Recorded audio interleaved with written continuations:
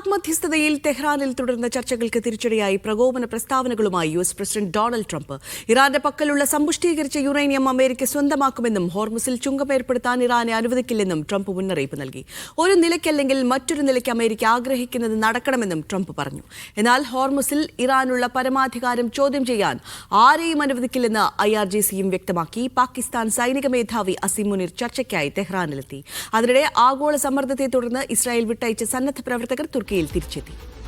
MC നാസറിന്റെ വാർത്തയുടെ വിശദാംശങ്ങളുമായി MC Nasar. അവസാനം ട്രംപ് സാധാരണ എല്ലാ രാജ്യങ്ങളെയും ഭീഷണിപ്പെടുത്തി തന്റെ വരുതിയിലാക്കുന്ന ഒരു കാഴ്ച നമ്മൾ കാണാറുണ്ട്. അത് തന്നെയാണോ ഇവിടെയും ആവർത്തിക്കാൻ പോകുന്നത്? വലിയ തോതിലുള്ള ചർച്ചകളാണ് തെഹ്റാൻ കേന്ദ്രീകരിച്ച് ഇപ്പോൾ നടക്കുന്നത്. കാരണം പാകിസ്ഥാന്റെ 2 മന്ത്രിമാർ മോഹ്സിൻ നഖ്വിയും അതോടൊപ്പം തന്നെ ഒരു മന്ത്രിയും അതോടൊപ്പം തന്നെ സൈനിക മേധാവിയും തെഹ്റാനിലെത്തിയാണ് ഇപ്പോൾ ചർച്ചകൾക്ക് നേതൃത്വം വഹിക്കുന്നത്.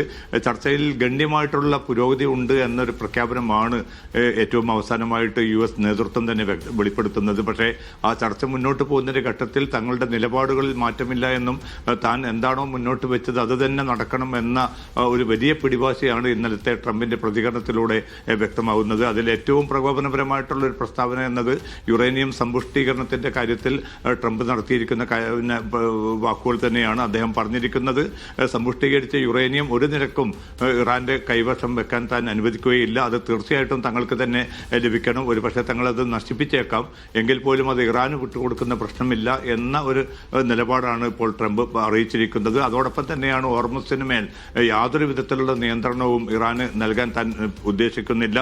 അവിടെ ചുങ്കം പിരിക്കാൻ ഇറാന് യാതൊരു നിലക്കും അവകാശവുമില്ല. കാരണം ഒരു അന്താരാഷ്ട്ര കപ്പൽപാത എന്ന നിലയ്ക്ക് അതിനെ സ്വതന്ത്രമായി തന്നെ വിടുക എന്നതാണ് പ്രധാനം. അതിനുവേണ്ടിയുള്ള നീക്കമാണ് താൻ തുടരുന്നത് എന്നുകൂടി ഇന്നലെ മാധ്യമപ്രവർത്തകർക്ക് മുമ്പാകെ ട്രംപ് അറിയിച്ചിട്ടുണ്ട്. ഇത് നിലവിലുള്ള ഒരു നയതന്ത്ര നീക്കങ്ങൾക്ക് തിരിച്ചടിയാവും.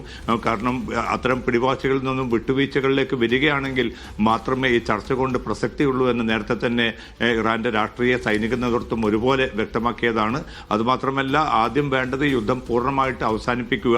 അത് ഇവിടെ മാത്രമല്ല, ലെബനാൻ ഉൾപ്പെടെ ഗസ ഉൾപ്പെടെയുള്ള ഭാഗങ്ങളിൽ കൂടി യുദ്ധം അവസാനിപ്പിക്കണം. തുടർന്ന് ഹോർമുസ് പൂർണ്ണമായിട്ടും സ്വതന്ത്രമാക്കുന്നത് ഉൾപ്പെടെയുള്ള കാര്യങ്ങൾ ചർച്ച ചെയ്യാം.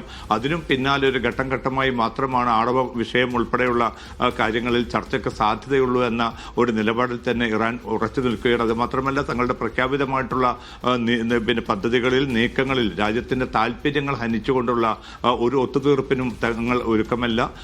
ഏതെങ്കിലും അർത്ഥത്തിലുള്ള ഉപാധികൾ മുന്നോട്ട് വെച്ച് കീഴടങ്ങണം എന്ന് പറഞ്ഞാൽ അതിന് സൗകര്യമില്ല എന്ന അർത്ഥത്തിലുള്ള പ്രതികരണമാണ് ഇറാന്റെ പ്രസിഡന്റ്, അതോടൊപ്പം തന്നെ പാർലമെന്റ് സ്പീക്കർ, സൈനിക നേതൃത്വം ഒരുപോലെ വ്യക്തമാക്കുന്നത്. ഈ ഒരു ഘട്ടത്തിൽ ഇപ്പോൾ തുടരുന്ന ചർച്ചകൾ എത്ര കണ്ട് വിജയിക്കുമെന്ന് സംബന്ധിച്ച ആശങ്ക നിലനിൽക്കുന്നുണ്ട്. അതോടൊപ്പം തന്നെയാണ് ഹോർമുസിന് മേലുള്ള തങ്ങളുടെ നിയന്ത്രണം കുറെ കൂടി കടുപ്പിക്കാനുള്ള തീരുമാനവും ഇറാൻ കൈക്കൊണ്ടിട്ടുണ്ട്. അതിന്റെ ഭാഗമായിട്ട് പിന്നിട്ട് 24 മണിക്കൂറിനിടെ 30ഓളം കപ്പലുകൾക്ക് തങ്ങൾ അനുമതി നൽകിയിട്ടുണ്ട്. ആ കപ്പലുകളൊക്കെയും ഹോർമുസ് കടന്നുപോയിരിക്കുന്നത് തങ്ങളുടെ മാത്രം നിർദ്ദേശങ്ങൾക്കനുസരിച്ചാണ് എന്നുകൂടി ഇറാൻ വിശദീകരിക്കുന്നുണ്ട്.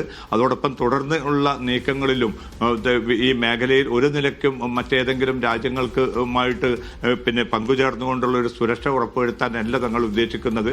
അവിടെ ഇറാന്റെ മാത്രം പരമാധികാരമായിരിക്കും ഉണ്ടാവുക എന്ന ഒരു പ്രഖ്യാപനം കൂടിയാണ് ഇറാന്റെ ഭാഗത്തു നിന്നും ഉണ്ടായിരിക്കുന്നത്. എന്തായാലും ചർച്ചകളിൽ പുരോഗതി ഉണ്ടെന്ന് അമേരിക്കയും ഇറാനും വ്യക്തമാക്കുന്നുണ്ടെങ്കിൽ പോലും നേരത്തെയൊക്കെ സംഭവിച്ചതുപോലെ അവസാന ഘട്ടത്തിൽ ഈ ചർച്ചയെ അപ്രസക്തമാക്കിക്കൊണ്ടുള്ള ഒരു ആക്രമണത്തിലേക്കായിരുന്നു മുമ്പൊക്കെ അമേരിക്കയും ഇസ്രായേലും നീങ്ങിയത്. അതേ ആവർത്തനം തന്നെ ആയിരിക്കുമോ ഇക്കുറിയും സംഭവിക്കുക എന്ന ഒരു ആശങ്ക മേഖലയെ സംബന്ധിച്ചിടത്തോളം വളരെ ശക്തമായി തന്നെ നിലനിൽക്കുന്നുമുണ്ട്. ശരി, MC നാസറാണ് വാർത്തയുടെ വിശദാംശങ്ങൾ പങ്കുവച്ചത് ദുബായിൽ നിന്ന്.